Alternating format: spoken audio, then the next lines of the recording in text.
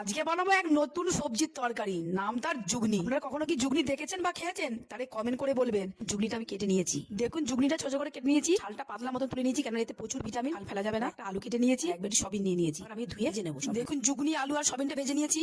এবার কড়াই পরিমাণ মতন তেল দিয়ে দিয়েছি, শুকনো লঙ্কা, তেজপাতা, সাদা জিরে ফোড়ন দিয়ে দেবো, দিয়ে একটু নাড়াচাড়া করে নেবো, দিয়ে পেঁয়াজ কুচি দিয়ে দেবো, একটু নাড়াচাড়া করে নেবো, দিয়ে টমেটো কুচি দিয়ে দেবো, দিয়ে হালকাভাবে একটু নাড়াচাড়া করে নেবো, দিয়ে থেতো করা রসুন দিয়ে ভালো করে হালকা মতন করে ভেজে নেবো। পেঁয়াজ রসুন টমেটোটা হালকাভাবে ভেজে নিয়েছি। এবার পরিমাণ মতন ধনে জিরে আর আদা বাটা দিয়ে দেবো, মতন পোস্ত আর মগজ বাটা দিয়ে দেবো, একটু নাড়াচাড়া করে নেবো, পরিমাণ মতন লঙ্কার গুঁড়ো দিয়ে দেবো, মতন হলুদের গুঁড়ো দিয়ে দেবো, অল্প জল দিয়ে মশলাটা ভালো করে কষিয়ে নেবো। দেখুন মশলাটা কষিয়ে নিয়েছি, এর আগে আলুটা দিয়ে দেবো, দিয়ে একটু নাড়াচাড়া করে দিয়ে দেবো, নাড়াচাড়া করে মশলাটা আর সবিনটা ভালো করে কষিয়ে, আলু সবিন মশলাটা ভালো করে কষিয়ে নিয়েছি। এবার পরিমাণ মতন লবণ দিয়ে দেবো, ভেজে রাখা জুগনিটা দিয়ে দেবো, ধনেপাতা কুচি দিয়ে দেবো, নাড়াচাড়া করে এর মতন জল দিয়ে একটু সেদ্ধ করে নেবো সবজিগুলো। জুগনি সবিন রেডি। ভেজে রাখা গরম মশলা জিরের গুঁড়োটা উপরে দিয়ে দেবো। জুগনির তরকারি কিন্তু খেতে খুব দারুণ।